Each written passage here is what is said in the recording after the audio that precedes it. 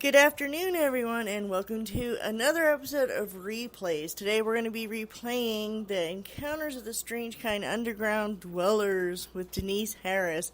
Hopefully playing this at daytime, you guys won't get nightmares like I do, or, well, then again, I sleep during the day, so I might be getting those nightmares again, or daymares, whatever you want to call them.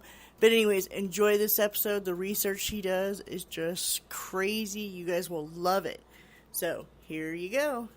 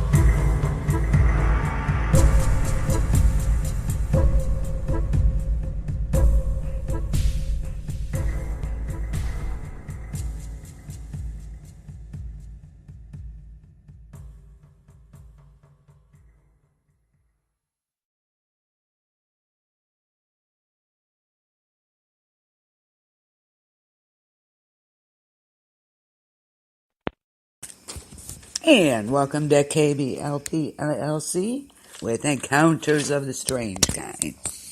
And as you notice, we're doing some experimental music tonight. It's royalty free.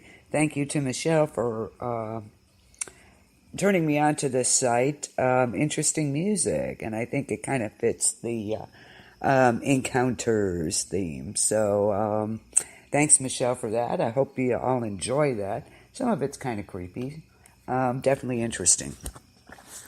So anyway, and today KBLP LLC is celebrating our 2-year anniversary. So happy anniversary, KBLP LLC, and all the podcasters: Chris, Michelle, Ike, Stephen, Desiree, Sonia, Gary, Cecilia, Lisa. So congrats to everybody. I'm surprised I'm still here, actually, but here I am.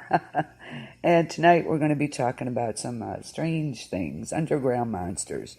I don't know, I think underground is kind of the most creepiest type of monsters, because you're trapped underground, tunnels, caves, etc. So what would you do if you encountered something underground? I don't know, I'd probably die under there, probably. But a lot of us never think about the fact that below our feet, beneath the world of light and civilization, of course, lurks a whole other world altogether. One of cold, eternal darkness, a stranger to the sun. Down in these black depths of the earth exist vast caverns and caves that most people aren't even aware of that they exist. And there are reports that these are not necessarily empty spaces either, devoid of life.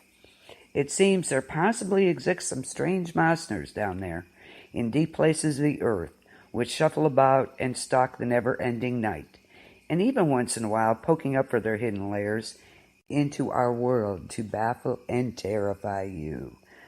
So I hope you're ready for this. And when talking about underground monsters, you might wonder whether there is any sort of mystery giant worms, okay, tremors, exactly, prowling about in the wilds. And the answer is, according to some reports, of course, yes, there is.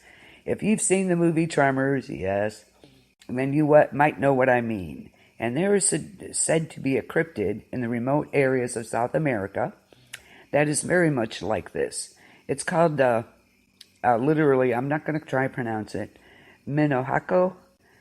Means big earthworm in Portuguese. I do not speak Portuguese, so I probably butchered it, but we'll call it the big earthworm. This creature is described as an absolutely enormous worm-like beast, measuring from 75 feet up to an astounding 150 feet long, which burrows through the earth and feeds on anything it can catch walking above. Oh, that's nice. Some added details are that it has black skin, small eyes, a pair of tentacles on its mouth or head, and an array of large, sharp teeth within its maw. The creature is so massive it is believed to leave huge trenches in its wake, which sometimes collapses to send houses and other structures tumbling down into the ground. And there are various reports of it sucking animals down, like dogs, cats, livestock, such as cows. And one of the first accounts of the big earthworm appeared in the 1800s. How about that? In an article in the American Journal of Science, in which naturalist Auguste Saint Hilaire brought forth some alarming cases of cattle being pulled into the earth or underwater by some vast worm in the province, often right before the eyes of startled witnesses. In 1877, the German publication, basically a zoological garden, featured an article by a zoologist who gave an 1840 account of one of the beasts in Rio dos Papagaios. Oh, said that. Don't expect me to say it again, though. And here is the account. A black woman going to draw water from a pool near a house one morning saw a short distance off an animal which she described as being as large as a house, moving off along the ground. In the same district, a young man saw a huge pine suddenly overturned.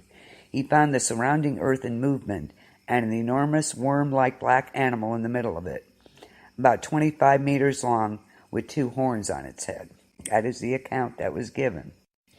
And in addition to the numerous instances of strange trenches dug through the ground and anomalous trembling of the earth, in conjunction with the sighting of these big earthworms, the article also mentions a 1849 report of a dead big earthworm that was supposedly found stuck in some rocks near Uruguay.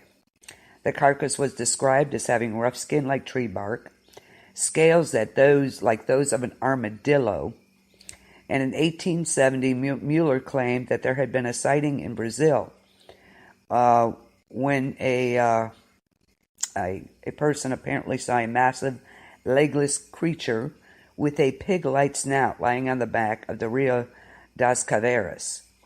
The bizarre creature then proceeded to disappear into the ground while leaving a trench behind. Mueller would go out to investigate these claims, and he did not find the creature he sought. He did come across those unexplained trenches dug through the earth as if by some large serpentine animal of some sort. The creature was sporadically sighted in later years as well, and accounts, of course, were exceedingly rare, and reports are more not so existent in modern times. Of course, there's always theories about these as to what these creatures could have been. A cryptozoologist speculated that the big earthworm was perhaps some sort of undiscovered giant caecilian. These are limbless amphibians that look very much like earthworms, and believe it or not, they're native to the regions where they were seen. Another cryptozoologist wrote in his masterpiece, On the Track of Unknown Animals, that the creature could perhaps be surviving population of giant prehistoric armadillo. Then, of course, there is the idea this could be something totally new altogether. And with the lack of modern sightings, does it exist? Hopefully we'll find out someday, if it ever existed at all. And while the thought of a giant carnivorous underground worm is quite disturbing enough, the idea of underground demon bats is probably just as bad. Yeah, I'd say so, demon bats, yeah. From the jungles in West Africa, as well as the Republic of Congo, Zimbabwe, and Zambia, there have been long reports of giant bats with black skin, huge serrated teeth, and 12-foot wingspans. Yeah, I don't want to come across that. Thank you. They're more commonly known as cave demons. These mysterious giant bats are said to spew forth from underground caves at night to prowl the land in search of prey, which is basically anything they can catch. So don't be walking alone around out there. So the demon bats. By far, the most well-known account of the demon bat was given by a cryptozoologist, Sanderson, who had his own encounter with one of the creatures while out in the field studying hammer-headed fruit bats in southern Cameroon. This was in 1932. Sanderson claimed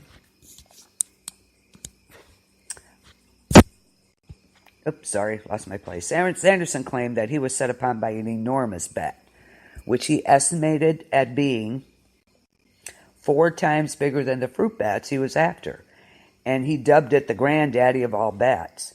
It gave him quite a fright, and when he asked the local guides about it, they fearfully told him that it had been a demon bat, that it had come from a nearby cave, and it was best they get inside, as there would sure be more not far behind. A similar bat-like cave dweller was investigated. I don't know if you've seen this show. It's called Underground Monsters, actually. It's I don't think it's as good as some of them, but they try, I guess. And they investigated on the show Underground Monsters, in which a team, they went into an underground cavern complex in Flagstaff, Arizona. In the U.S., of course. These were called the Volcano Cavern Demon Bats. The episode rather dramatically shows the team hearing unexplained noises within the caves and picking up anomalous heat signature readings in the murk, shortly, of course, before their night vision gives out, leaving them to panic. There is an account covered on the TV series Lost Tapes also, which features an account of the underground bat monsters in the caves of Tora Bora in Afghanistan, supposedly given by a unit of U.S. Marines who described being attacked by a nest of humanoid bat creatures while exploring the area in 2002. Unfortunately, like many other cryptid hunting shows, the whole thing in both cases, of course, is for, excuse me, maximum spooky effect, and we're not, of course you're not sure, true or not. But perhaps some of the scariest reports of subterranean monsters are those that are only what can be described as some sort of mysterious humanoid creatures that apparently dwell down in the gloom under our feet. One such report comes from a publication called Chase Post in 2007. It printed an article that linked a rash of Bigfoot and werewolf sightings in the area of Cannock Chase, England, to what they describe as a tribe of subterranean creatures. And this is what the newspaper had to say, and I quote, "The strangest rumor has come from a senior local resident who believes the mysterious intruders to be subterranean. And he told us the creatures have made their way to the surface via old earthworks to hunt, for example, local deer." And another account of apparently ravenous underground creatures, there's a very bizarre account from the July 14th, 1974 edition of News Extra, which reads something like a horror movie, of course. "Hi, Ike. Happy anniversary, Ike. Glad you're here.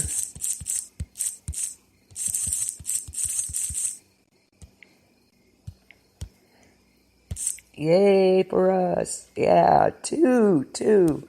We're starting to get old, right? Two.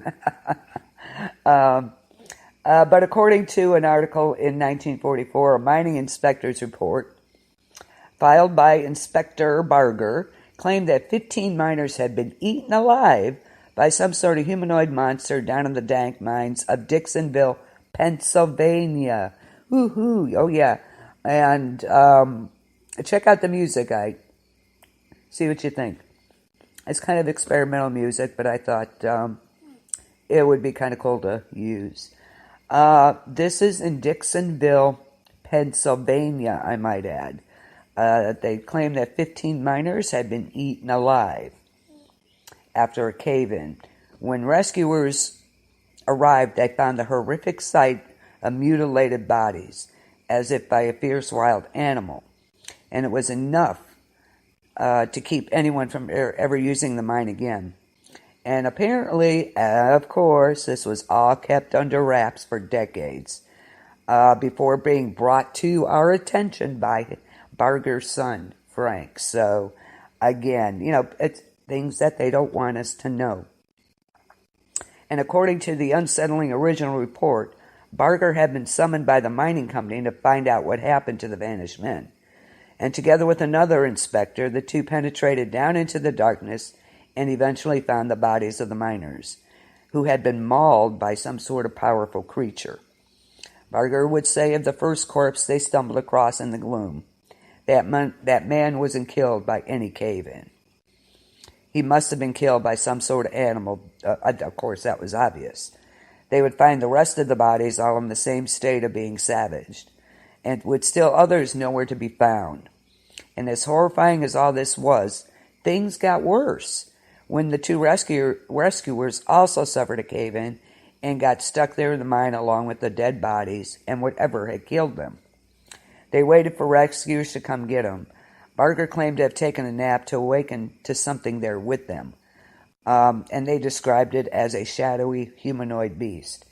And here he quotes, and I quote him, "I fell asleep for a time. It wasn't long. Suddenly I felt a hot breath on my face. That thing wasn't of this world. We sat silently reflecting on our fate. I swear I expected something slimy to drag the both of us away." He would later even speculate that whatever it had been, it had intentionally caused the cave-in to trap them in there. And it had probably done the same thing to the dead miners. It was, in this case, whatever it was, ultimately decided to leave them alone to slink away. And rescuers reportedly came through a few hours later. So, true or not, we don't know. You have to wonder if there's anything to some of these stories. But why would inspectors lie? I don't know, but of course. And it was kept under wraps for decades before his son brought it to everybody's attention. So there you go. Here's one from McAllister, Oklahoma. Another rather ominous account, which supposedly took place right before the Korean War. 3 men supposedly went exploring in a cavern in the area beneath what was described as a haunted mound, where all manner of strange phenomena allegedly occurred, including ghost lights, cattle mutilations, and missing people and livestock. The 3 unidentified men apparently pushed into the cavern to find a stone staircase that disappeared down into a bottomless shaft, which they descended down for about a mile with no bottom in sight.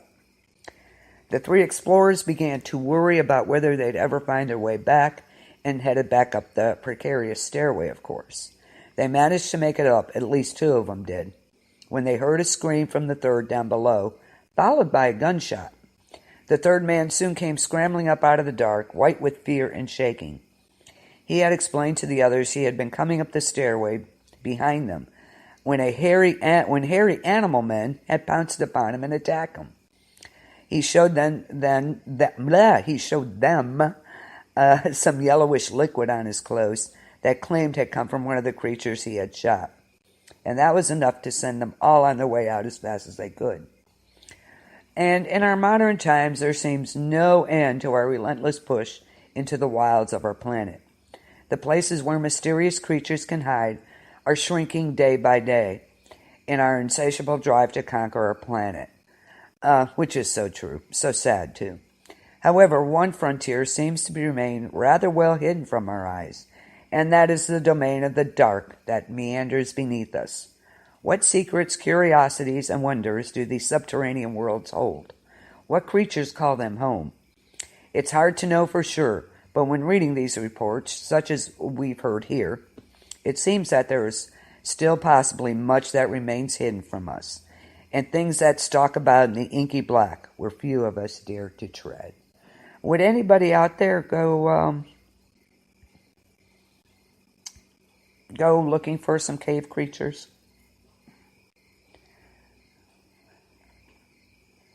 Just wondering if you would. I don't know if I would. That's kind of close quarters. You can't really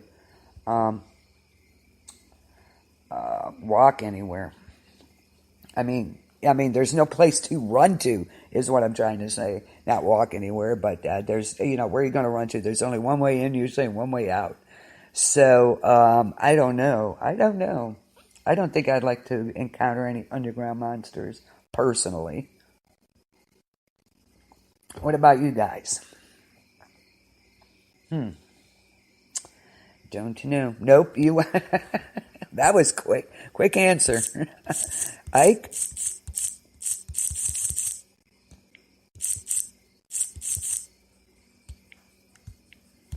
Yep, nope. Yeah, that you only have one way in, one way out. Yeah, that kind of not cool to me either. And I have an update now, a little later. Would you go down? Yeah. Would you go down there, Ike? Would you go underground? I think about The Descent, the movie The Descent. Yeah, that kind of spooks me. Would you go underground, though, Ike? I don't know. I would probably go in, my idea of going exploring would be like in the pyramids or something. I'm not going underground, though. I don't know. The Paris catacombs, I might go to the Paris catacombs. Yeah, would you? Yeah? Oof, I don't know. I'd be afraid of caving or something, but I would go to the Paris catacombs. What about you guys? Would you go to the Paris catacombs?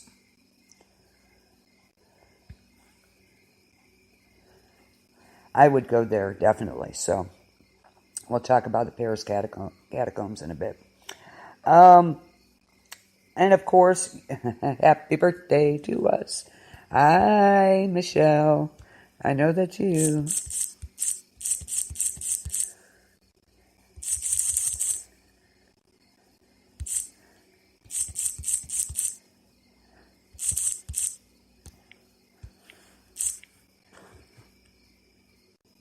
wouldn't involve anything that involves climbing. Okay. Yeah, yeah, I know. I think I'd go to the Paris catacombs. I think that's the only place I'd go, though. That would be really interesting to see. And of course, tunnels are inherently spooky places to begin with. Dark, claustrophobic, damp, moldy, and old. Hi. And old. There's a certain sense of foreboding and an unsettling atmosphere about these places that disturbs us on an almost primal level. And they make perfect locations for scary tales, of course. Like I said, you want to explore? Yeah, yeah. I'd go to the Paris catacombs. I'm not going underground in any cave, so thank you very much. I think of the movie The Descent. You know? Yeah. Come on, Tori, you can do it. Yeah, I think of the movie The Descent, and that was downright creepy. Yep, no thank you. I'd have to sacrifice somebody. Anyway, these places where mysteries reign and where we feel somehow out of place and alone, no matter who's with you. Tunnels may already seem unwelcoming and forbidding enough. There are on occasion reports that allow them to live up to their full potential of eeriness, and here we have accounts that seem to suggest something prowling about there in the inky black of these enclosed spaces, lurking and waiting there in the eternal gloom. If that doesn't spook you, I don't know what will. While wandering through a tunnel may invoke image of ghosts and monsters, here's a few reports that show these fears may be well-founded indeed. This was in 1978 in Toronto, Canada. Very strange. Here within the dark confines of the various networks of tunnels and caves, under this sprawling metropolis, a 51-year-old man, only known as Ernest, had a strange and frightening encounter in August.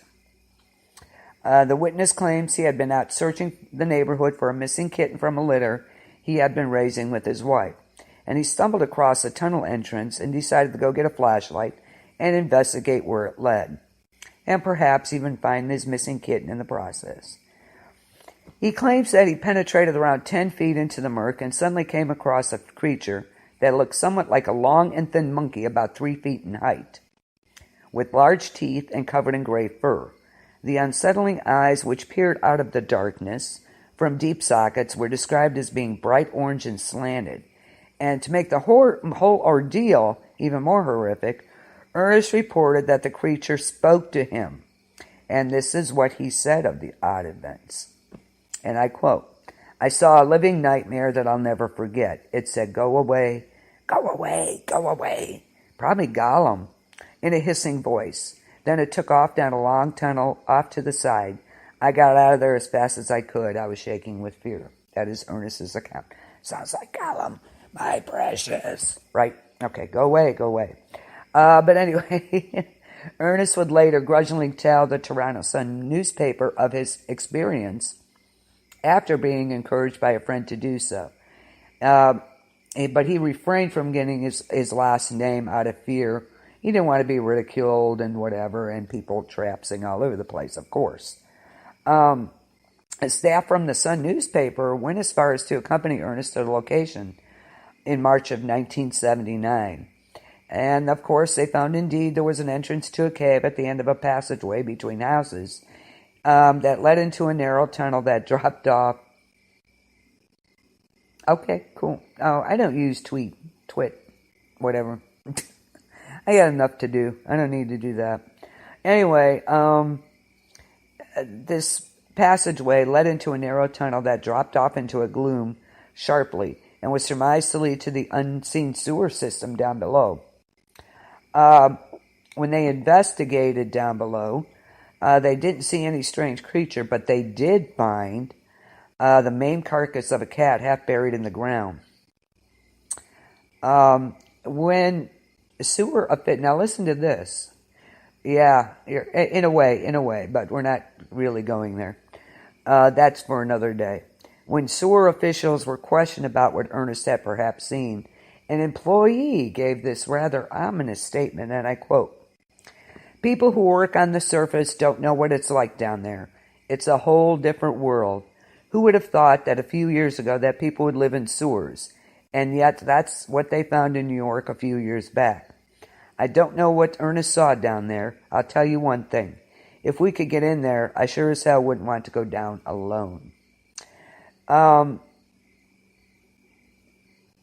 The so-called Cabbagetown Tunnel Monster is truly bizarre in that no other such report like it has come in.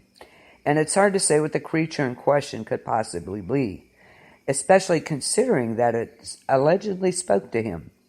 Concerning the witness himself, friends and family said Ernest was honest and reliable, not prone to making up tall tales. And the Sun reporters agreed who interviewed him. He was honestly scared and reluctant to tell his tale. What did he see down there? Maybe we may never know. One idea of what the Cabbagetown Tunnel Monster could have been was not a tunnel dweller per se, but rather some cryptid from above ground taking refuge or shelter within the tunnel. Yeah, I don't think so. It has long had accounts from the natives of a race of smallish, hairy humanoids. Okay, so they don't actually live in tunnels, so these creatures live above ground and go into the tunnels. It's still not human, right? They're humanoids that inhabit areas near waterways. And these were called the Memgwizi. Okay, and perhaps something like this could have found a home down in the tunnel. There have certainly been other reports of strange creatures apparently taking shelter in such places. Excuse me. Get the book, Monsters of Illinois, Mysterious Creatures in the Prairie State. So get that book. An odd case was mentioned in that book. It's by Troy Taylor. In May of 1963, there was a rash of sightings of a strange hairy wild man in the area of Centerville and the outskirts of St. Louis, Illinois. The sightings started in May and it escalated until the police claimed, there you go. Yeah, exactly. Chud. Exactly, yes. You got it. But there's a rash of sightings of a strange hairy man in the area of Centerville. The sightings started on May 9th and escalated until the police claimed they were getting around 50 calls a night from people who claimed to have seen the beast, sometimes right in their yards and within at least one report of the creature attacking a man.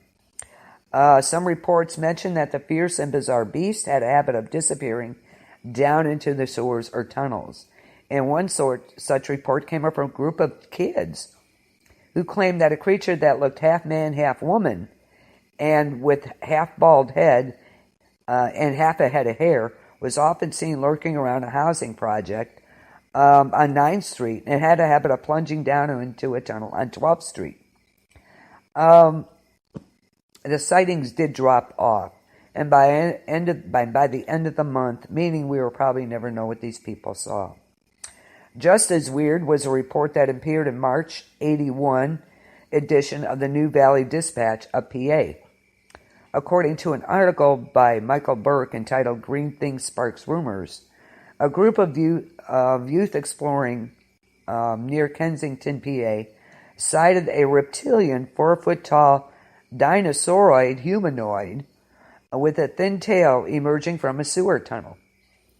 The teens then allegedly chased the strange beast, with one of them apparently grabbing the creature's tail before its startled screech forced the boy to let go, and it scurried away back down into the darkness. Was this another cryptid that was using the sewer system and tunnels as a hiding place? The appearance of the creature in question, that of some sort of reptilian humanoid, often called reptoids, it's a bizarre aspect of it. But interestingly, it's not the only report of such creatures utilizing tunnels for inscrutable purposes. Okay? And indeed, many reports of tunnel monsters seem to involve something decidedly reptilian in nature. One breathtakingly outlandish report of such an entity lurking underground comes from, now this is 2008, when a woman from Anaheim, California, near Los Angeles, was out walking her dog when she came across a greenish creature staring up at her from down in a sewer drain. The woman claimed she had then backed away as the beast began to crawl out into the night towards her. Pennywise is alive and well in Anaheim, apparently. The witness frantically ran away to jump into the bed of a truck, after which she called her boyfriend in their nearby apartment, explained what was happening, and begging for help. As she spoke to him, it seems like other similar creatures began to file out of the sewer and gather around the truck that she was cowering in, and she was screaming in horror. At that instant, the boyfriend came onto the scene, armed with a golf club, which he swung wildly at the alien creatures as he shouted at the top of his lungs. This apparently was enough to cause the strange intruders to flee back down into the sewer, and the boyfriend would describe them as being very large reptilian with big, sharp teeth. The following night, the couple apparently heard strange, unearthly screams out in the dark, and when they went to investigate the next morning, they found the carcass of some animal that had been brutally maimed and mutilated beyond recognition. And that was enough to prompt them to move away from the area. The location is interesting, as there was another odd report in the 1930s in the LA Times. A geological engineer named G. Warren Schufelt claimed to have uncovered a vast warren of tunnels under LA and its surrounding vicinity, which he believed to be the ruins of a lost civilization of reptilian beings. In another report from the UFO.about.com, a witness from Missouri claimed to have come across some reptoids in March of 2004. The unidentified witness claimed he was out with a friend riding ATVs at a massive underground storage facility known locally simply as the Underground. This apparently consists of a spiderweb network of tunnels and caves that serves as storage for the Navy, and also as a fallout shelter that can supposedly house nearly 50,000 people. There you go. That is in Carthage, Missouri, guys. According to the witness, they had decided to go riding into the caves and eventually finding themselves 8 miles deep into the network with no end in sight. At this point, they allegedly saw a sign reading Naval Authoritative Zone, but they kept it going on right past it. Now, here we go. Michelle, are you listening to this? After the sign, the walls were said to be smoother and the ground paved and painted with a strange pattern. They first took it as to be graffiti left behind.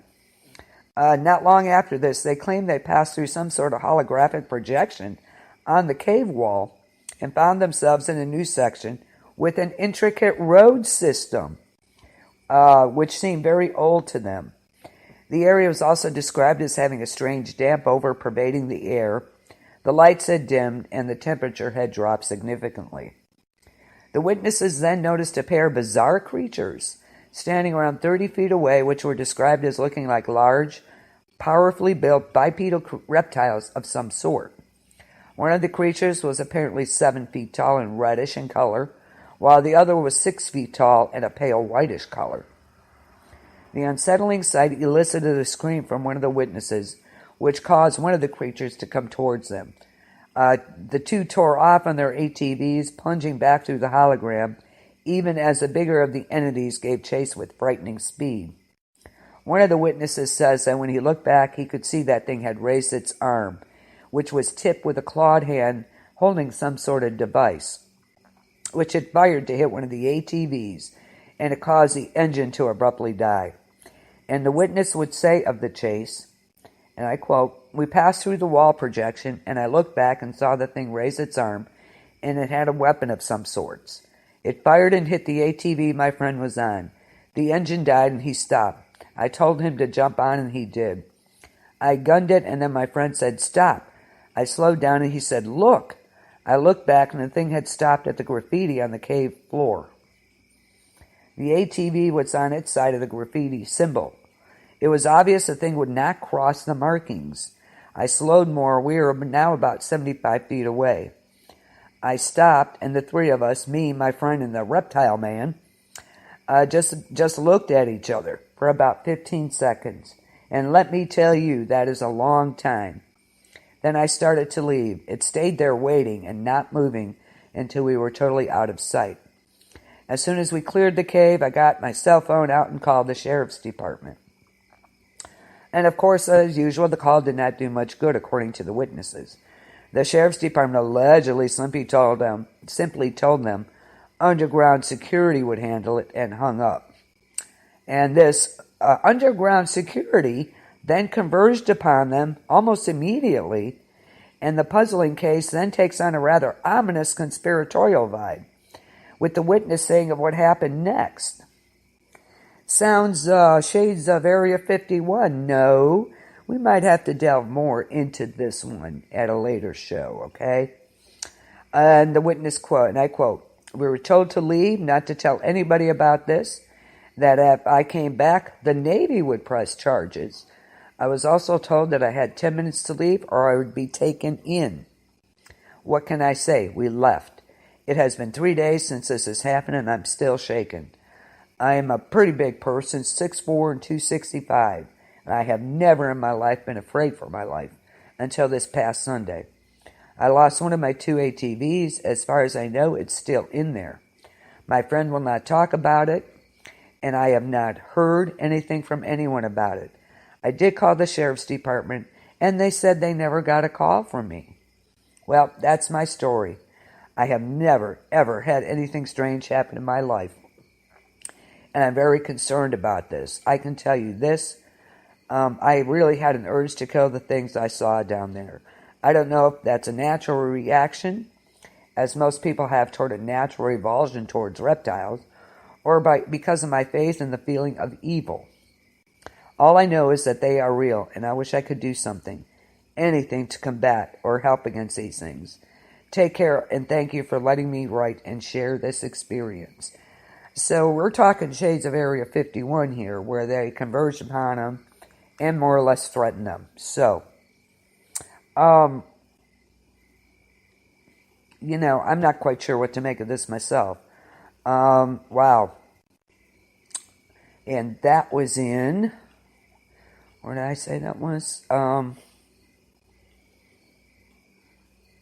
Can you imagine? It's an underground, basically, bunker. This is from Carthage, Missouri. Might have to check that out, see what's going on there. We're going to delve a little more into that, I think. Crazy, huh? I don't know. There's, at shades of Area 51, threaten you, that kind of thing. Roswell, same thing. So, hiding experiments down there or what? We won't know for sure. Apparently they sure don't want anybody there. So, might have to make a pilgrimage up there as well. Okay.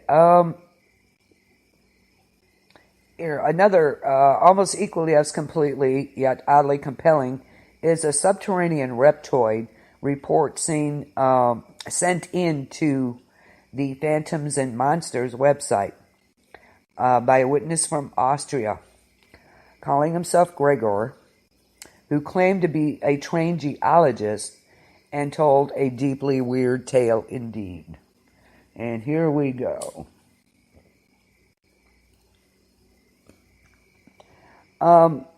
According to this Gregor, in May of 2000, this is 2011 now, this is recent, he was exploring a narrow cave in the foothills near the east bank of Halsatter Lake when he began to hear voices in the dark. At first he dismissed it, of course, you're hearing things, whatever. His mind playing tricks on him, or an auditory phenomenon that was going on caused by the caves. But they continued, only stopping when he halted to listen. He continued crawling through the tightening passage until he came to a more open area where the walls were smooth and which was redolent with a strange rotting smell. Oddly, the ground had a red iridescence to it when he shone his flashlight over it. And then he heard the voices again.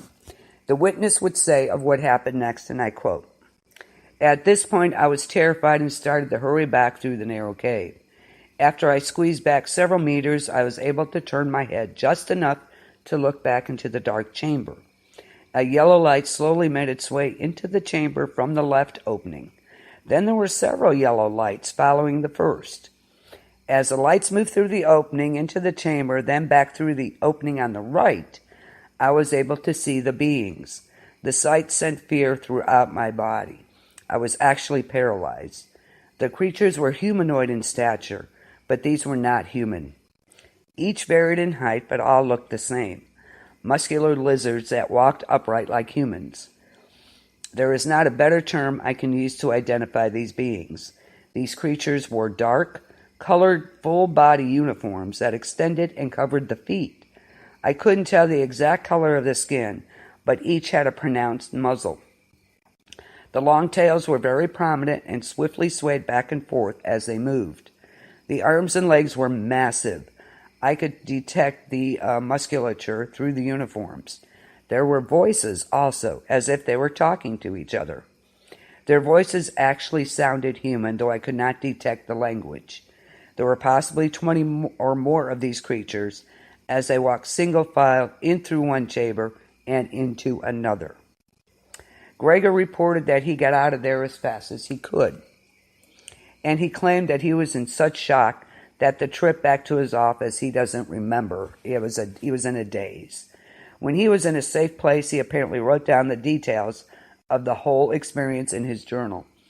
Again, what are we to make of this? Are they interdimensional beings of some sort? What do you guys think? Stickler himself speculated this could have been some sort of time slip, with the scene being from some point in the past or future. Who knows, right? Could they be interdimensional beings? Possibly. Are there experiments going on down there we have know nothing about, such as in Missouri? Could it be possible? Anything's possible, right?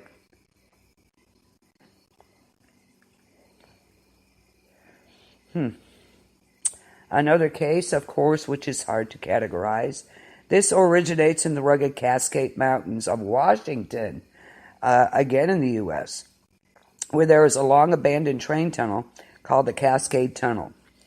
There reportedly dwells a hulking beast with shining yellow eyes. One account of this creature was written of in Brad Steiger's book, Real Monsters, Gruesome Critters, and Beasts from the Dark Side, in which a witness called Dave tells of a frightening encounter within the tunnel. The witness says that he had gone to the tunnel to investigate the reports and take some photos, and when he was about 40 feet in, he had seen the glowing yellow eyes of the creature himself, remarking that no normal animal's eyes shone like that. The eyes apparently belonged to an indistinct, massive, shadowy figure standing out in the dim murk that was reported just as standing at least 9 feet tall. And of course, very scared, Dave fled back to his truck in a panic. And as soon as he got in, he claims to have heard a loud metallic bang from the tunnel entrance, which was enough to send him roaring away in his vehicle. A few days later, Dave went back to the site with some other people who were curious as to what he had seen, and they would also see the yellow eyes peering from the darkness. None of them would ever go back. So what do you think it was? Was it a reptilian humanoid? A ghost? Some other supernatural entity? Maybe it was Bigfoot finding shelter. What do you think? Bigfoot reports from that very same area, but the glowing eyes seem to be a remarkable detail. And of course, not all purported tunnel monsters are humanoid. And one of the weirder reports we've come across concerns what appears to have been giant spiders. Oh, great. This is not good. Giant spiders yet. Are you kidding me? And of course, where is this? Tokyo, Japan. They have Godzilla, so I suppose they have giant spiders too. This is happening under the throbbing metropolis of Tokyo, Japan. Utility workers under the city streets in the 70s supposedly were passing through a tunnel when one of the workers caught his foot on a thick bunch of what seemed to be spider webs. Shining his flashlight about, he caught in its beams the side of a massive web stretched out over the ground, and it was peppered with the skeletons and desiccated corpses of rats and cockroaches. Oh, isn't that wonderful? Within this mass of webbing, which spanned several square meters, was found to be a funnel-like opening measuring approximately 10 inches in diameter. Although there was no sign of its occupant, thank God, the workers left and would later speculate that this must have been the lair of some enormous funnel web spider. But considering the size of the opening, it would have been far larger than any currently known to exist. Yeah, I know, right? Good old Tokyo, Japan. You know, home of Godzilla. Now they have giant spiders. Of course, they have Mothra, so there you go. Oh, you're welcome. You're very welcome, Mike. I'm not going under the tunnels in Tokyo, Japan anytime soon, I'll tell you that much. Good Lord. Yeah, we need... of course, we've all heard of the huge rats and stuff in New York, but giant spiders, yeah, no thanks. I'll pass. Excuse me. Yeah, no, not for me. I don't know about you guys, but yeah. Mm-mm. Only in Tokyo, right? And also, again from Tokyo, from the dank subterranean tunnels of Tokyo, are the reports of the outsized rats, far larger than normal, and here we go. And there was an article in Mysterious Universe where it was said of these giant rats, and I quote, "Like many large cities, Tokyo is infested with rats. They are everywhere." Oh, great. Why don't those giant spiders, eat them then? Above and beyond the usual vermin, there have been accounts throughout the years from under the neon-lit streets of Tokyo that speak of rats far larger than normal. Sporadic accounts from sewer workers and others working underground have described the rats are the size of dogs lurking in this dark netherworld of tunnels under the city. One such account was told by a tunnel worker who described seeing something rummaging through a pile of refuse. The worker took the creature to be a cat and could not figure out why a cat would be down there. He went closer to investigate, and that was when the thing turned to him and revealed itself to be a very large cat-sized rat. Peachy, they can have them. The worker described how it showed no fear as it sniffed the air and leisurely just sauntered off into the darkness. And another report describes a group of workers doing routine maintenance work. When they shone a light on a rat, they explained as being as big as a medium-sized dog. Dear God. The startled worker shouted out in surprise, and the creature, just leisurely walked away. One of the workers had the feeling the thing was injured because it seemed to limp. Other reports have similarly described rats the size of cats or dogs, roaming sewer systems and unused subway tunnels. And of course, the theories spawn from genetic mutations caused by chemicals or radiation. We're in Tokyo, of course, right? One rat expert said since their growth plates don't fuse properly, even common black rats have the potential to grow to frighteningly large proportions if they live long enough and have access enough to resources. How big could these things get? Giant spiders and giant rats in Tokyo. I'd call Mothra or Godzilla to get rid of them. Thank you very much. Nope, not going. Nope, hell no. That's a hell no to me. There are plenty deeply and strange and disturbing things said to inhabit the dark places of our world, hiding from the light and remaining out just past the periphery of the explained. When reading such reports, tunnels become even scarier than they already are. Shadow worlds where monsters lurk and where we are perhaps not meant to go. Although we will never likely know just how many of these cases are out or how much, truth is in them, we can all probably agree that dark, lonely tunnels are creepy and that all these accounts may make one think twice about stepping into one. Definitely me. I'm not going into Japan sewer system. Thank you very much. Ever, ever, ever. Paris catacombs, yes, but not definitely not Tokyo. But like I said, they need to call Godzilla out on that, right?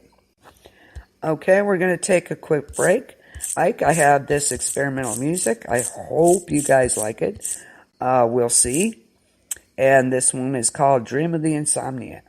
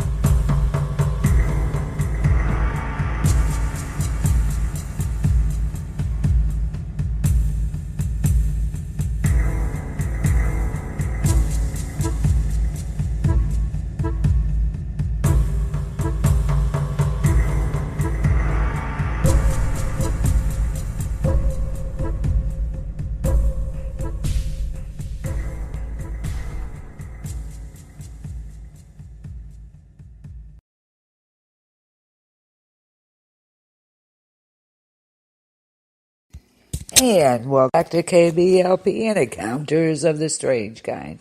Oh, thanks, Tina. Appreciate it. Thank you, Ike. Thanks, guys. So, what do you think of reptilian humanoids? Rising reptilian aliens, to be exact. I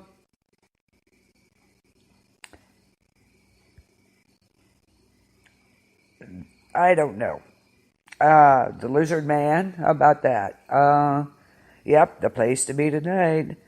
I don't know. What do you think of the human things here? Rising reptilian aliens. And of course, millions of people, believe it or not, 12 million people believe lizard people run our country. Okay, sounds like shades of V. Remember the series V? Sounds like that. Kind of crazy. The alien world order, or how the reptilian plan to divide and conquer. I don't know. That's kind of getting into the alien thing. I don't know. Kind of a list of reptilian humanoids. I don't know. They go back as far as mythology, of course.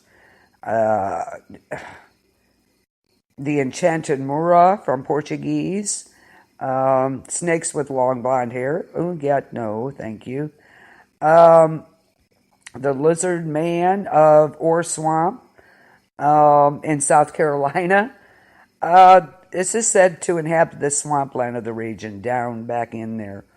And a late 1980s sighting yielded a significant amount of newspaper, radio, and television publicity. Crazy swamp monsters. We're going to have to get into that maybe next time. But they're saying reptilians, Dracos, and amphibians.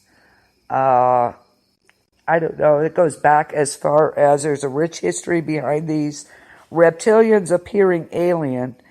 Back to Sumeria, Assyrian, and Babylonian culture, if you can believe that. I mean, these stories go back way. So again, we always say, what is the truth behind these? Of course, right? So that's going to be another story as far as that goes. Some of the more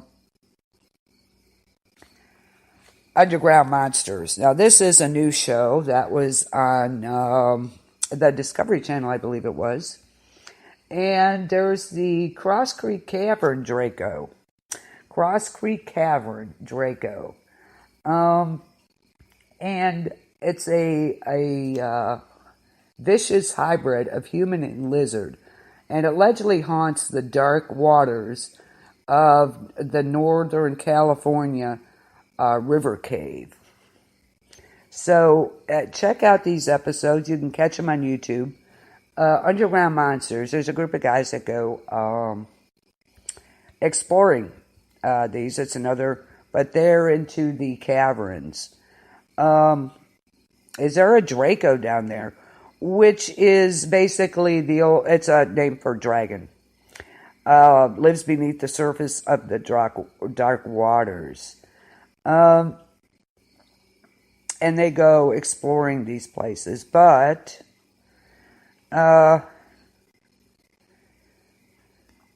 this is about the Draco down in there. Yes, it is Destination America. So check it out. They believe that the Draco lives under there. It's in Northern California, and it's called Cross Creek Cavern. So check it out. There's another thing going on. There's some sightings about Bigfoot evidence, monsters underground returns to Bigfoot. So we shall see what we shall see. There's the Apache Death Cave. Have you heard of that? The Apache Death Cave? We'll talk about that a little bit. And that's kind of a haunted site also. It's a site of a massacre. It's in Two Guns, Arizona, and the Apache Death Cave, the site of an infamous Native American massacre. Aswang is the name of the legendary shape-shifting vampire creature, part dog, part human. This is in Apache Death Cave is in Two Guns, Arizona, near Winslow. Excuse me, goodness. And it's also says to be haunted because it's a haunting mass grave. And the story behind this is in 1878, a group of Apache raiders attacked the Navajo encampment near Little Colorado River. Almost every Navajo man, woman, and child was killed in the raid. When the Apache finished looting the encampment, only 3 girls remained, and they were swiftly taken prisoner. When the Navajo leaders got word of this attack, they sent out 25 men to avenge the fallen encampment. They employed their usual strategies, tracking the Apache across the land and blocking the borders. However, their efforts failed and the trails went cold, disappearing into the river and volcanic cinder. News arrived that another nearby Navajo encampment had been raided, which meant the Apache were still in the area. Scouts were deployed again, 2 of which were sent to check the short arm of Canyon Diablo. The scouts found nothing until they were startled by a blast of hot air coming from underneath the ground. Upon further investigation, the scouts discovered that the hot air was coming from an Apache campfire in an underground cavern. In an underground cavern beneath them, large enough to house both the Apache raiding party and their horses. So this cavern was huge. The scouts returned with news of the discovery, and the Navajo came back with a vengeance. After they killed the 2 unsuspecting watchmen at the mouth of the cave, they gathered up the dry sagebrush and driftwood on the canyon floor, and they started a fire at the entrance of the cave.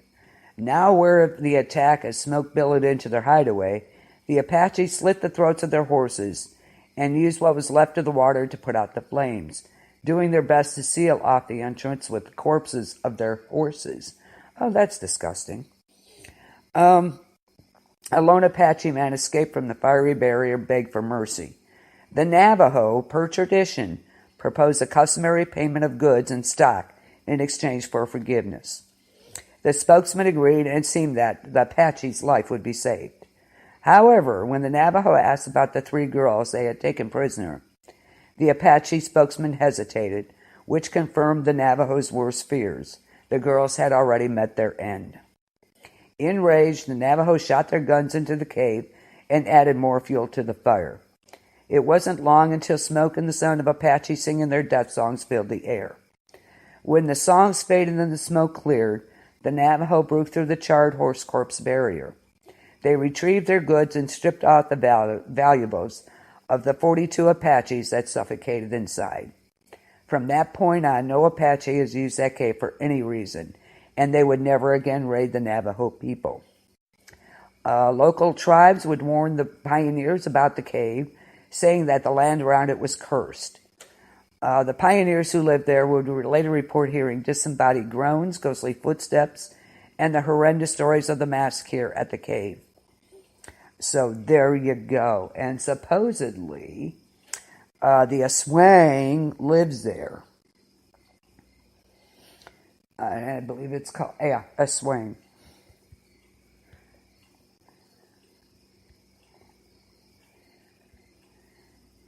And there's actually a movie about it called Aswang too, by the way. Just to let you know. It's a shape. What an Aswang is. It is a shape-shifting, evil spirit, usually possessing some combination of the traits of vampire, a ghoul, a warlock, or different species of werebeast. It is a variety of stories Spanish columnists. The aswang was the most feared among the creatures of the Philippines, even in the 16th century. And the wide variety of descriptions, it's settled upon that they're shapeshifters. So they are shapeshifters. But this one apparently at the Apache Death Cave is a vampire, shape-shifting vampire creature. So there you go. They love to eat. I don't know. I'm not even going there to what they like to eat. But they also like livers and hearts.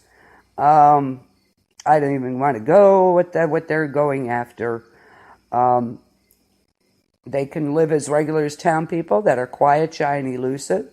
At night, they transform into creatures such as bat bird, usually a crow, wild boar, or a big black dog, the hounds of hell, right? And what they love to eat, you can look that up yourself. Some are so thin they can hide themselves behind a bamboo post. They are fast and silent.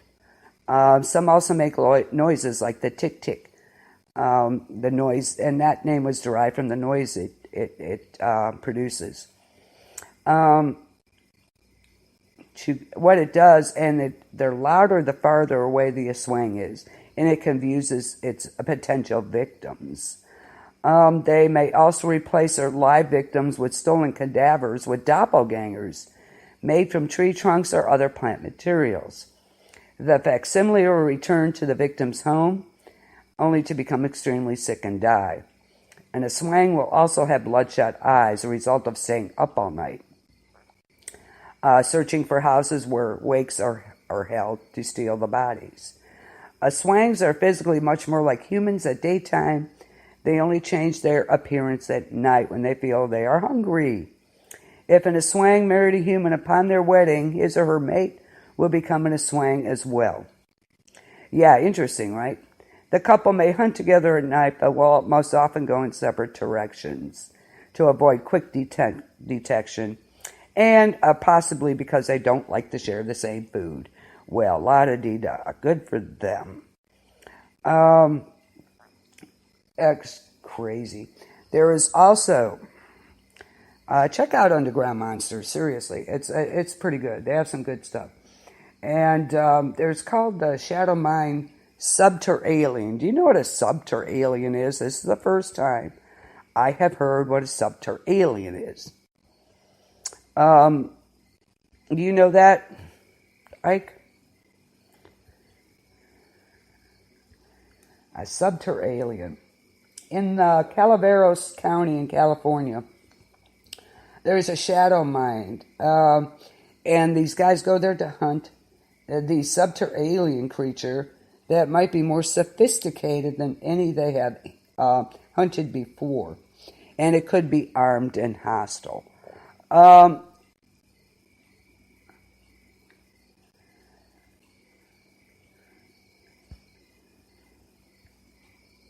I don't know. I've never heard of them.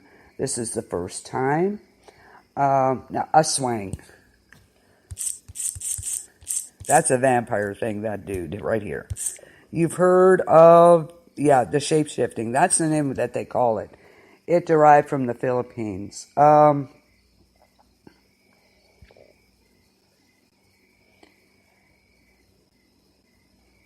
It's a shadow mine in California.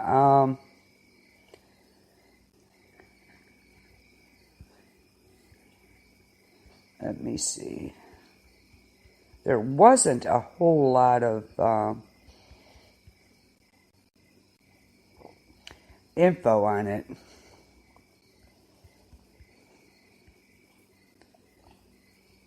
To tell you the truth. Actually, it's called Shadow Mountain Mine, but you can call it the Shadow Mine Subteralien.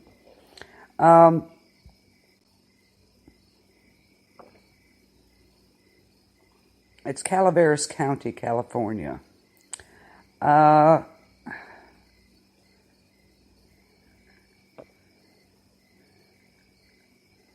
the subteraliens, there's not much on them that I could really find. So I'm going to have to do some. Yeah, I know, right? But there's no real info on the subterranean. So I'm going to have to do some more research, and we'll get into that one maybe with the alien show. How about the Grand Canyon Rake? That's an interesting one. They go there also, or going there.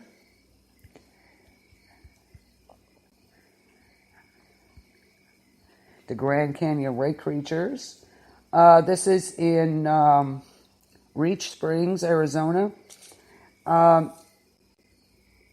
It's a cave called the Grand Canyon Caverns. They discover a section that was unexplored, but is now could be hiding a murderous creature known as the Rake.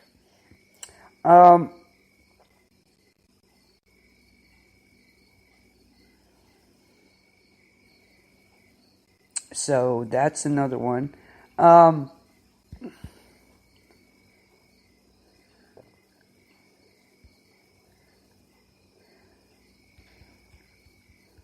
Rather interesting. We'll get on to what a rake. Which one? Subteraliens. S-U-B-T. All one word. Like that. Subteraliens. That's exactly how it's spelled. The rake is a creature believed to be a humanoid in appearance, with several references in horrific urban legends. It originally appeared in creepypasta, actually. And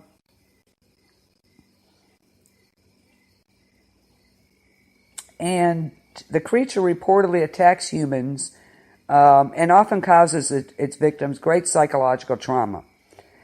Several theories as to the first development of the rake. The creature, like I said, they reportedly attack humans. The rake has been tied to alternate figures such as Slender Man, that they reference an unnaturally tall and skinny man mysteriously lurking in the woods. The rake could possibly be a proxy of Slender Man, subject to its own self-mutilation and disorders. The humanoid life form was never detected to be mammalian nor reptilian. It clearly exhibits how the creature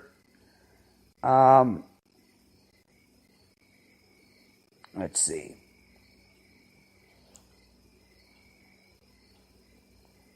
They talk about protozoa.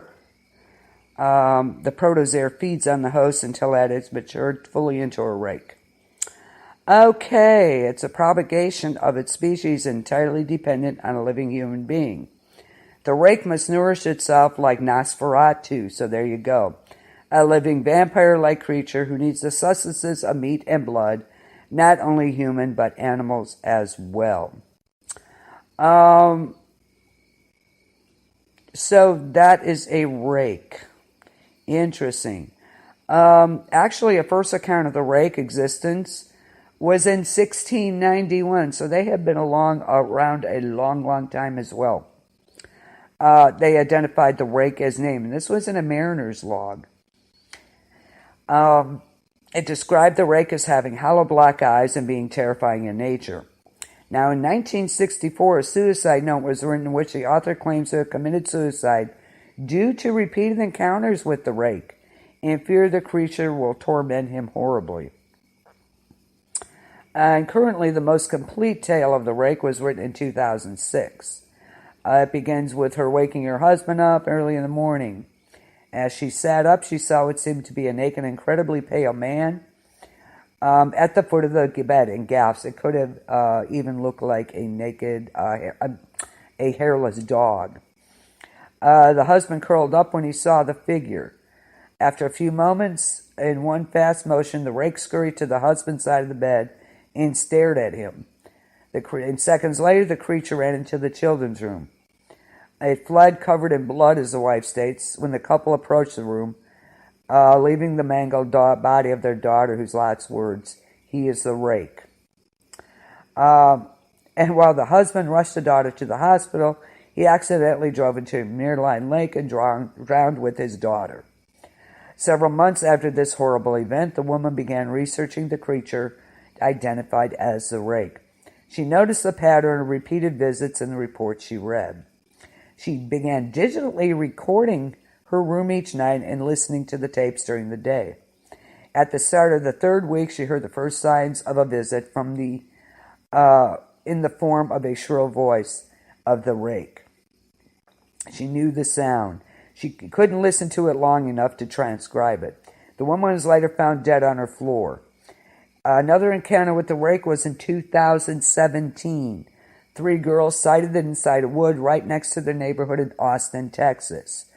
One of the girls thought it was a cloaked man hunched over. The same girl's eyes turned pure black after this encounter.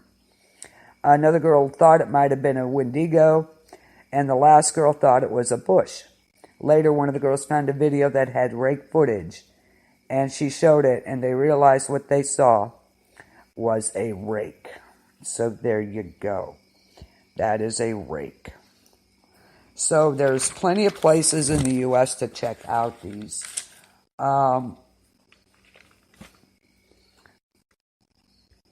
Creatures, so to speak. What are they? We may never know. I hope never to encounter one of these.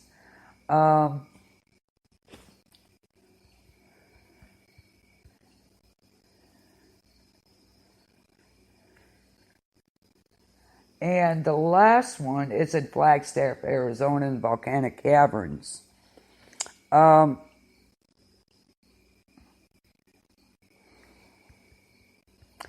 And they go there, and they believe a great deadly reptilian bat creature known as Alitiao, or cave demon. Cave demon, I'll go with that because I'm not going to be pronouncing that.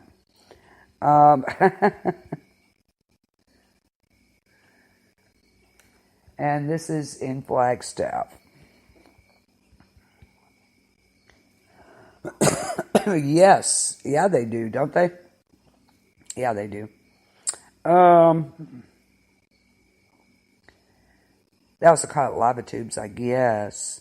Lava river cave.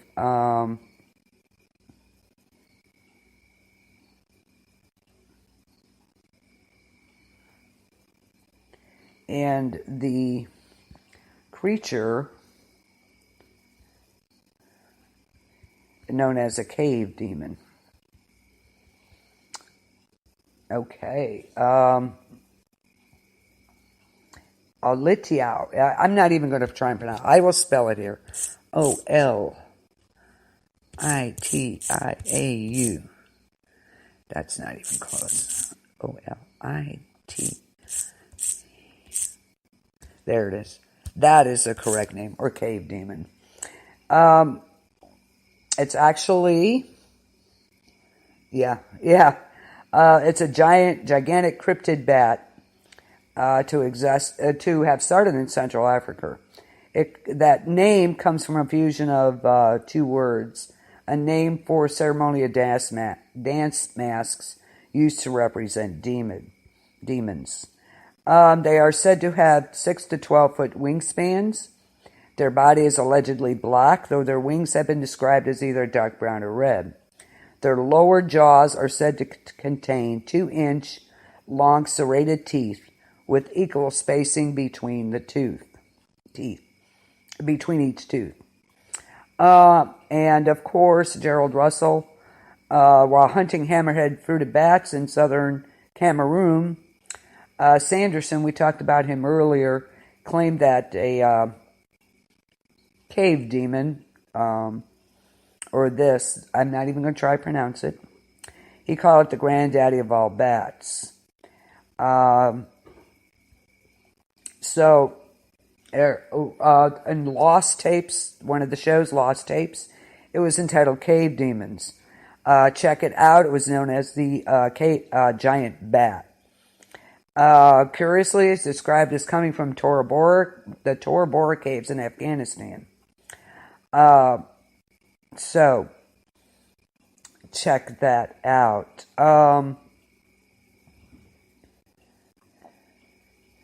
So, that is the story. Yeah, exactly. Yeah, of course, I totally agree. I think some of these things do exist. Check the cave demons out on lost tapes. I'm sure you'll be able to find it.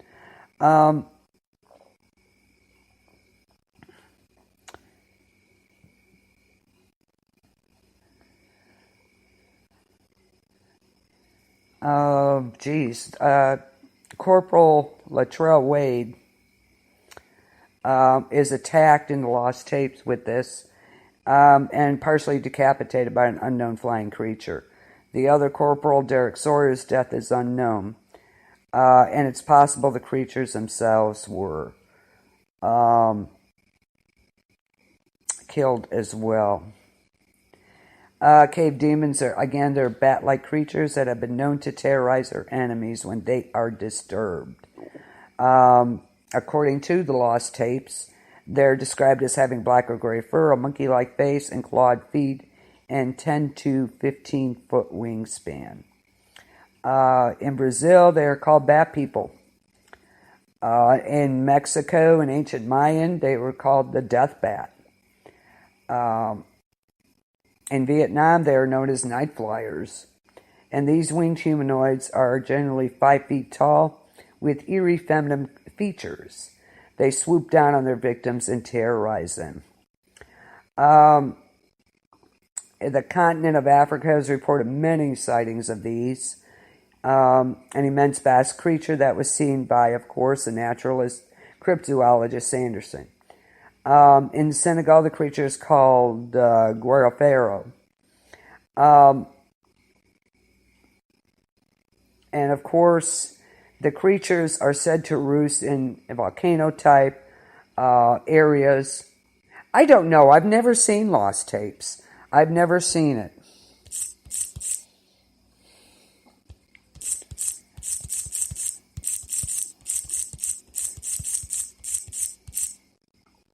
I've never seen the show. So I have no idea. But it goes along with when I was doing the Strange Encounters and Bizarre Tunnel Dwelling Monsters. No, I've never seen the show. It probably is. I really don't know. Supposedly there's 2 kills in the lost tapes. 2 corporals. So, I don't know. That's okay. I knew who you were.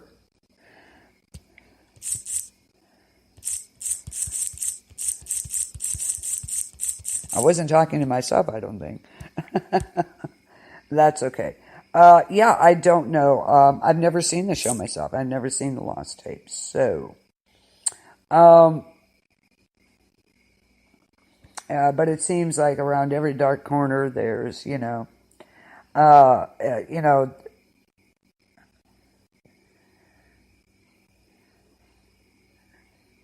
mysterious and bizarre creatures are around every dark corner and in the deep bodies of murky water, of course. They appear in abandoned buildings, colossal tracts of desolate land, spooky swamps, and the vastness of our underground cave systems. This is the latest unknown creature to be spotlighted for discussion, the cave demon. The lost tapes, they were on Animal Planet. I didn't know that. It was all about these mysterious winged beings. So there was that guy Sanderson, and we talked about him earlier. So when they were entering the cave, the entire exploring party were swooped down by giant bat-like beings. And Ivan Sanderson's exact words were black as coal with membranous wings and long, sharp teeth. The natives in Cameroon refer to the creature, and I can't pronounce it, I'm not going to. Terrifying to look upon, long, wild, disheveled hair around the head, much like a mane. So that's that. Closely resembling, the wings are massive, 10 to 15 feet wide. The body of the fearsome creature stands about the size of a human. Are sharp, and the teeth, which can be clearly seen, are razor-sharp pointed daggers. About as tall as I am. Almost, yeah. Thank you, Ike. Kind of like one, but not quite. Not quite the Mothman, which way back we discussed him a while ago. And throughout our history, you'll find evidence of these giant bat people creatures, as far back as the Mayan civilization. So this thing is everywhere. It's not just, in the volcanic caverns. This is from all over. So that kind of there. I'm going to talk about one more thing.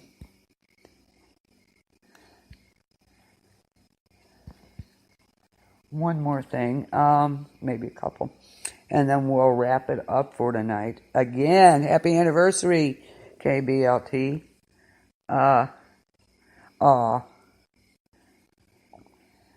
Nice, Michelle. And this is about the Siberian drilling. Of course, in Siberia, which we all want to go to, right? Not.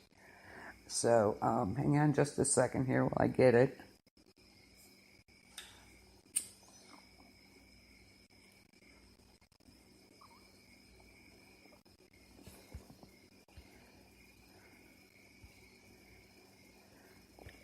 And I don't know if you've heard of the Siberian, the Hole to Hell. Have you guys heard of that? Tori brought it to my attention. Thank you. So I added it. Yeah, happy birthday to, happy anniversary to us. Reminds me of the Flintstones. Happy anniversary, happy anniversary, happy anniversary, happy anniversary. Oh, God. Remember that on the Flintstones? I don't know. Yes, 2 years. Holy cow. Who'd have thought? Yep. Who'd have thought? Gosh darn it. The Well to Hell. Terry brought this up because I hadn't heard of this one. So let's check it out. Some scientists went to Siberia. They were drilling. Yeah, did you? Happy anniversary, happy anniversary, happy anniversary, happy anniversary. I always thought that one was hilarious. I like that episode. That one was great. Hey, running with the piano. I'm not going to do that, but hey. So the Well to Hell. You have heard of that. Michelle, what haven't you heard of? I have not heard of this. And it's about scientists up in Siberia that they heard the noise. You can go on YouTube and hear the noises from the well. A borehole in Russia, which was supposedly drilled so deep it broke through into hell. The legend has been circulating the internet since '95. It holds that a team of Russian engineers, led by individual, I'm not even, Azakov, in Siberia, drilled a hole that was 14.4 kilometers, 8.9 miles deep, before breaking through a cavity. Intrigued by this unexpected discovery, they lowered extremely heat-tolerant microphone, along with sensory equipment, into the well. Yeah. But it's cool information. But very cool information, hon.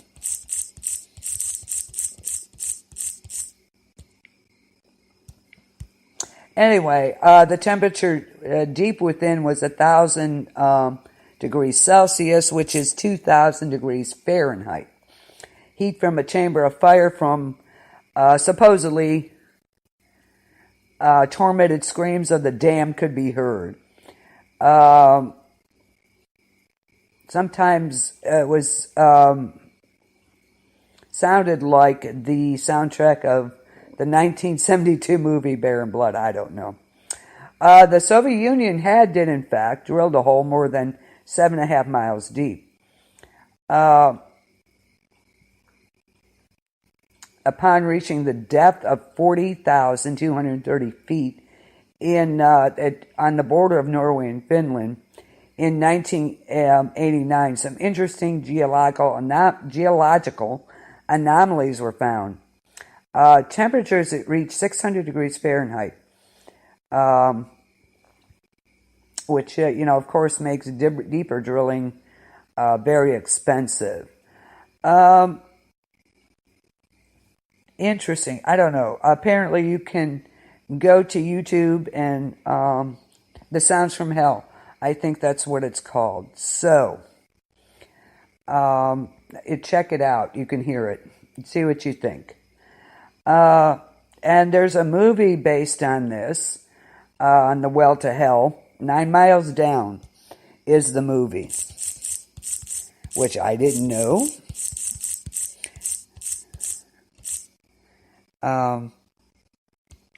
I'm writing it in. It's a movie based on this. So check that out. I probably will. So 9 Miles Down.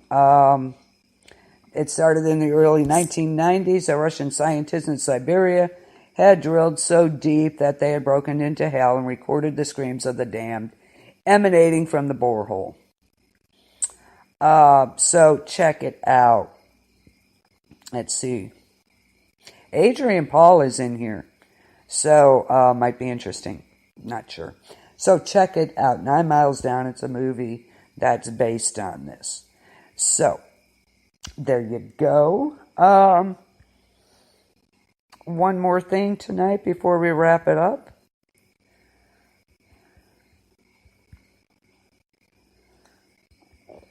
Uh, 10 of the lesser known monsters and cryptids. So, which we may be talking about in the future.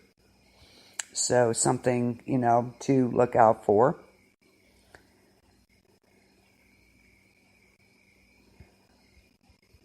Cryptids. What an interesting name they came up with, I think. Cryptids. Did anybody see that movie? Okay. These are 10 of the lesser known U.S. monsters and cryptids. You've likely heard of Bigfoot and the Loch Ness Monster. And, of course, blood-sucking chupacabras and West Virginia's Mothman. But there are numerous other creepy creatures and mythical monsters throughout the world that cryptozoologists are eager to find. In Florida, what the hell is that? Anyway, it's a large, hairy, bipedal mammal is said to inhabit the southern U.S., but most often spotted in Florida. It gets its name from its unpleasant odor, which is said to be similar to rotten eggs or methane. Me either. I have not seen it.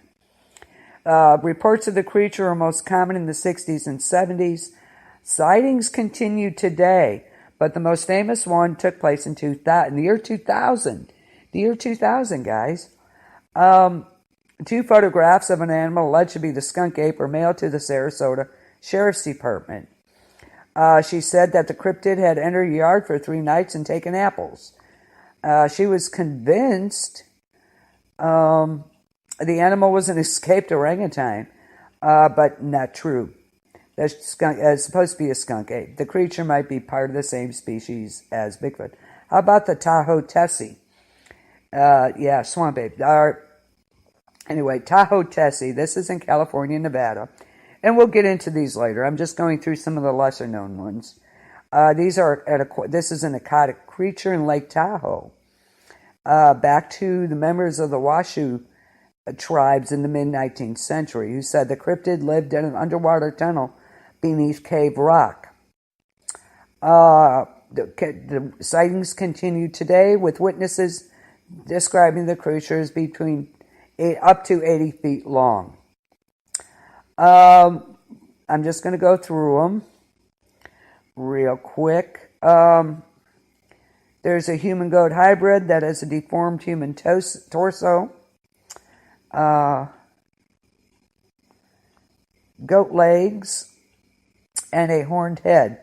It's sent to haunt the railway trestle over Popelet Creek in Kentucky. Numerous urban legends exist about the creature's origins. So we'll be going into that. How about the Ozark Howler? Large black cat with horns and glowing eyes, and gets its name from the loud, eerie howl it emits throughout the Ozark Mountains in Arkansas, Missouri, Oklahoma, and Texas. The Iliamna Lake Monster. We touched on this when I did ocean creatures, I think. Remember, we were talking about aliens and the underwater aliens, USOs. Remember? The Iliamna Lake Monster. This is in Alaska. Reports of the cryptid have been around since the indigenous people lived on the shore of Alaska's Iliamna Lake. But it wasn't brought into the public eye until the 40s. So we're going to be getting into some of these creatures later on. The Atamaha, Georgia. It's an aquatic creature. Snake-like animal swimming in the waters of Georgia's Atahamba River.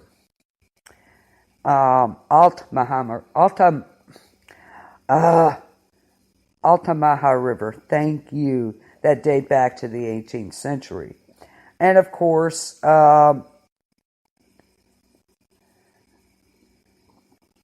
basically the Jersey Devil, of course. They love now this is one from Ohio that I had. Yeah, Loveland Frog. It's a humanoid creature with the face of a frog. Well, of course, why not? Loveland, Ohio in 1955. Several creatures, actually. Chessie, Maryland and Virginia, another sea monster. So these are, I think these are some of the 10 lesser known monsters and cryptids, and we're going to be getting into that, later on. I'll be doing shows on that. So there's plenty of strange things out there. So again, happy anniversary, guys. Yay! 2 years young. That's what we are.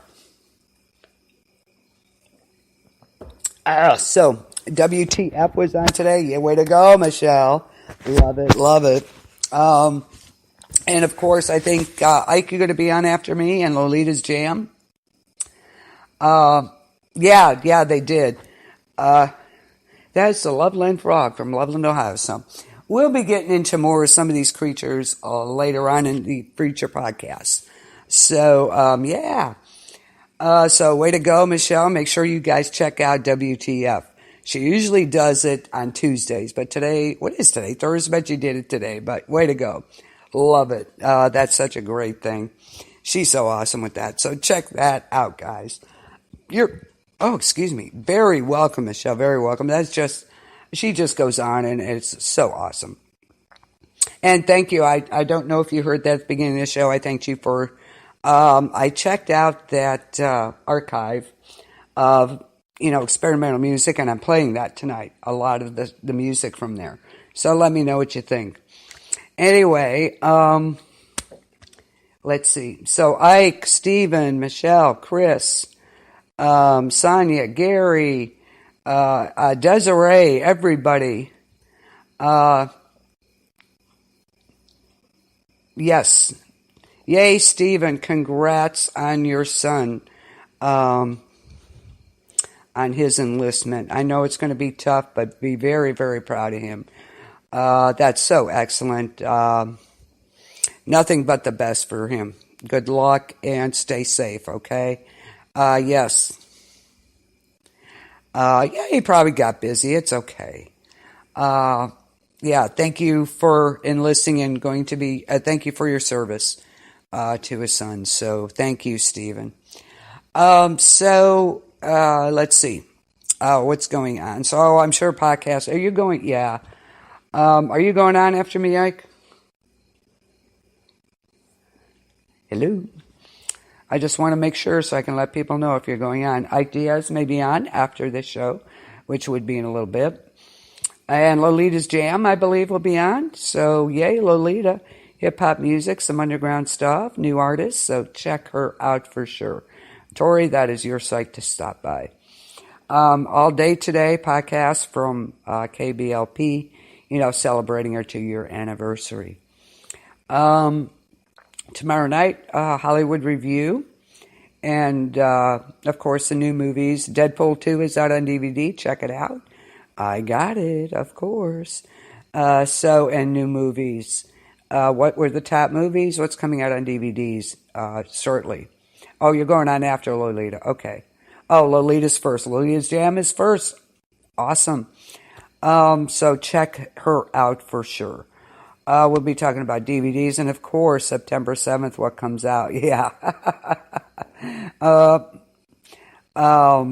The Nun comes out September 7th, so I'm looking forward to that. Let's see. And then, of course, we got Freaks in the Basement on after Hollywood Review with our own big freak, Chris Stevens. Check it out. He's had some amazing music on. Cherry Pepsi. Ew. No, thank you. Diet Coke. Thank you. Actually, I like Diet Coke with lime if I can find it. So that's my favorite. But anyway, Chris Stevens and his Freaks will be on tomorrow night. Saturday, we'll see. I have to work like 6 straight, so we shall see. Either Saturday or Sunday. I may do a tribute to Aretha Franklin on Sunday. If I can't do it on Saturday, it will be Sunday. I want to do a tribute to the late, great Aretha Franklin, Queen of Soul. So, R.I.P. Aretha. And her influence and contributions to music. Oh, that'd be a long thing, right? And Ike Diaz will be on Saturday with the Jam, Ike Dog and the Jam, which is a party all night long, people. You need to check it out. Sunday, DWD, hip hop or Aretha. It depends on what goes on. I better think what? I better think. Think? Okay. Monday is sports talk, right? You're going to be on Monday, I think. I better think what?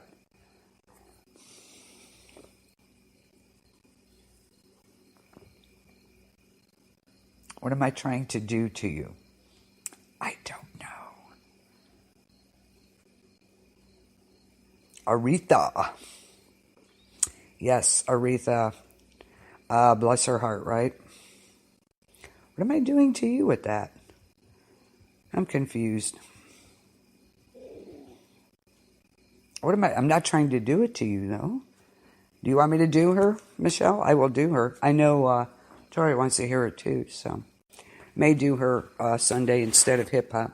Oh, freedom, yes. Oh, okay. I got it now. It took me a minute. Sorry.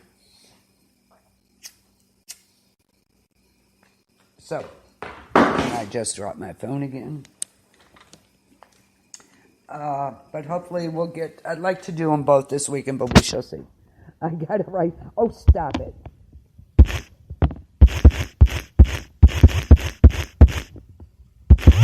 You would. Stop it. It's the words to the song. I got it afterwards. I got it. I'm like, ugh. My mind is full of these weirdo creatures. Sorry. It took me a minute. You guys are so bad. Sports Talk is on Monday, correct? Correctamundo. I do believe with Ike Diaz. I'm not sure who will be on. Gary, of course, I'm sure. Sonia, Cecilia, I'm not sure who will be on. Well, I'll be on at some point, so be sure and check that out. So, make sure you watch The Walking Dead Sunday night, of course, and we'll talk about that next Wednesday. Michelle will be with me. An announcement that for The Walking Dead, after Fear is over, The Walking Dead comes back on. Rick will be a co-host.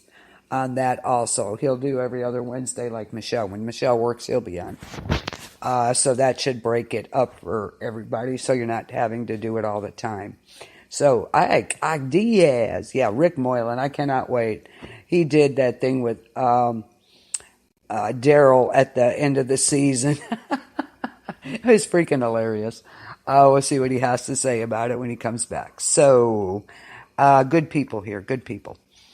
So, thanks for the experimental music thing from the archives there. We're playing it tonight, so let me know what you think. The real Rick. The real Rick, yeah. Yeah, check it out. Desiree will be back in October.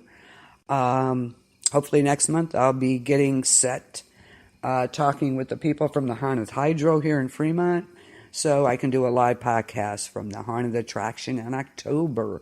Lots of cool stuff coming up, guys. Lots of cool stuff. So, and I'm playing a B.O.B., not this week, but the following week. Oh, yeah, it might be on. We shall see. I got to talk to you, Michelle. It'll be fall planning. Getting ready for winter, canning, what to do, plants, get your real plants in, what you can plant. Yeah, the Haunted Hydro, yeah. It is a very big attraction here. So, and of course you have Halloween nights at Cedar Point here, also. So, we shall see. I think I'd rather do the Haunted Hydro. They'll probably charge me for Cedar Point, but anyway. So all this good stuff is coming up. So check it all out.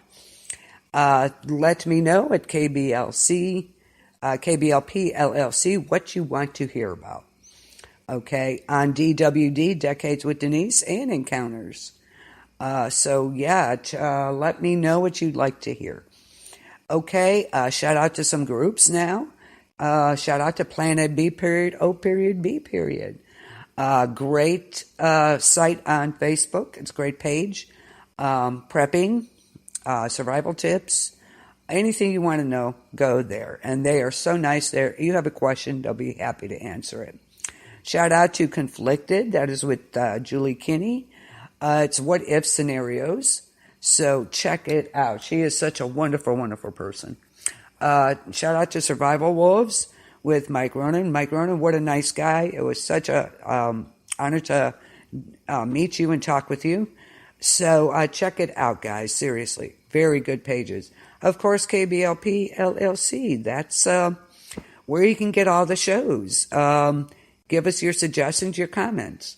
So, yeah, she is so awesome. So, check it out. KBLP LLC. You want to hear something? There it is. True Horror Junkies. Basically, that's the horror group I help with. So check it out. Art of Darkness. Welcome Michelle to that. Which Tori is, he created the page. So thank you, Tori, for that. Horror Three Ring Circus. The Walking Dead Freak Show. And also KBLP LLC 4 on YouTube. Check it out. So there you go. King Barker and Beyond. Horror Three Ring Circus. Did I forget anybody? I hope not. If I did, I'm sorry. Shout out to you. Yeah. Shout out to Ike, Michelle, and Tori on tonight. And shout out to Gina. Thank you for joining me tonight. I hope you all enjoyed it. Let me know what you think of the music, okay? So I know whether to go back to that or find some other things. Yes, Ike, it's royalty free. It's all good. So that wraps up Underground Monsters for tonight. Check out the episodes on Destination America or on YouTube, The Underground Monsters. Check it out. They're not the best, but hey, there are some really crazy things out there. So be sure to check out all the podcasts. Again, happy anniversary to us. So there we go. Okay. Yeah. You're very welcome. Anytime. That's what I'm here for. I know. I'm not going to Tokyo anytime soon. That's for sure. Yeah. Nope. Hell no. Yeah, they got giant spiders there, along with, Godzilla. I'd like to see Godzilla, but giant spiders and giant rats. Thank you. No. Yeah, anytime. Thanks, Tori, for bringing up that well to hell. So thanks for the music again, Michelle. We'll see how you guys like it. Listen to it. Let me know. Okay, going to say good night. Have a great night, everybody. Peace out, y'all.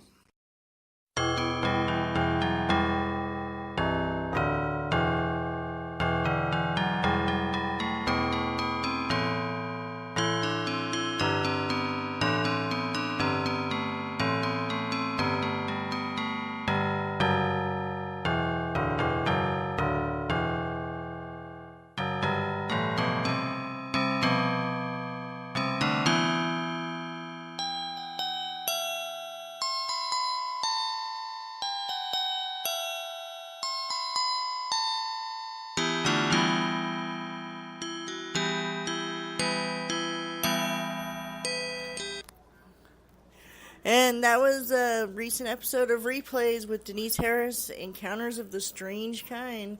She is always on Thursday nights. You can catch her there, and hope you enjoyed the show. Thank you.